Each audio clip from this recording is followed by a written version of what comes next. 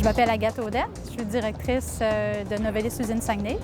Ce qu'on produit ici à l'usine, ce sont des bobines d'aluminium, donc de la feuille d'aluminium qu'on roule en bobine et qu'on expédie ensuite à nos clients. Le problème de base qu'on avait avec la scie, c'est que ça générait beaucoup de particules de poussière. Ça fait que ce qu'on a fait, c'est qu'on a essayé de capter la poussière pour qu'elle puisse rester vraiment dans l'aspirateur puis dans le dépoussiéreur. On était dans ce local-là déjà dans les normes qui nous réglementaient l'usine. Par contre, au niveau des normes que Novelis a, qui sont plus sévères, on ne l'était pas. Notre problème qu'on vivait avec cette coupure-là, c'est qu'on générait beaucoup de poussière.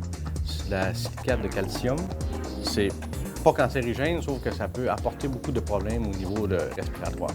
Puis les opérateurs devaient travailler avec des masques, puis ils se plaignaient vraiment, là, puis ils avaient raison de se plaindre.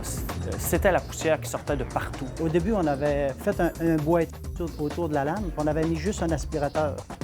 Mais le problème qu'on avait, c'est que la lame, à tous les fois qu'elle passait, puis elle ramassait au niveau de la coupe, là, en dessous de la dent, il restait une petite particule. Il a fallu qu'on réfléchisse beaucoup parce que c'est quelque chose qu'on ne pouvait pas se fier sur personne. C'est pas quelque chose qu'on avait déjà vu, c'est pas quelque chose qu'on pouvait trouver dans des livres. C'est vraiment nous qui avons dû innover en se creusant la tête puis en trouvant plein de petites solutions pour chaque petit problème qu'on rencontrait et qu'on voulait régler. Du côté aspiration qu'on a modifié, c'est on a une aspiration qui est à la source au-dessus de la lame, au-dessus de la pièce, et en dessous de la table, cette table-là est motrice.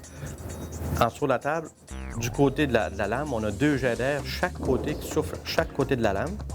Et en face, ce jet d'air-là pousse dans un tuyau d'aspiration qui est siphonné par une balayeuse. Puis tout ce qui s'en va ailleurs, dans la scie est capté par le dépoussiéreur. Puis en plus, on a rajouté un dépoussiéreur, un bras télescopique là, dans la pièce pour, si des fois il reste un petit pourcentage, ça peut être capté en dernier recours. Puis quand nous autres, on coupe des tuiles d'environ de 14 pouces de haut, le problème qu'on avait, c'est quand la lame rentrait dans la partie à couper, là, il y avait comme une explosion qui se faisait. Ce qui fait qu'on a fabriqué un garde qui entoure ça, connecté encore avec l'aspiration du dépoussiéreur, ce qui veut dire l'explosion du départ est tout de suite ramassée par le dépoussiéreur. L'autre côté positif de ce boîtier-là qui ramasse la partie de l'explosion, c'est que quand l'opérateur vient pour embarquer ou débarquer sa tuile pour la changer, la lame, qui est la partie la plus dangereuse, est complètement fermée, confinée. Même si quelqu'un voudrait aller y toucher, c'est impossible. Mais je suppose que si c'était avec du brin de scie ou si c'était avec tout autre genre de produit qui fait de la poussière quand c'est scie, ça pourrait être utile là, vraiment à plusieurs personnes. Puis ça ne nous dérangerait pas du tout là, de montrer cette technologie-là, ça pourrait aider les gens.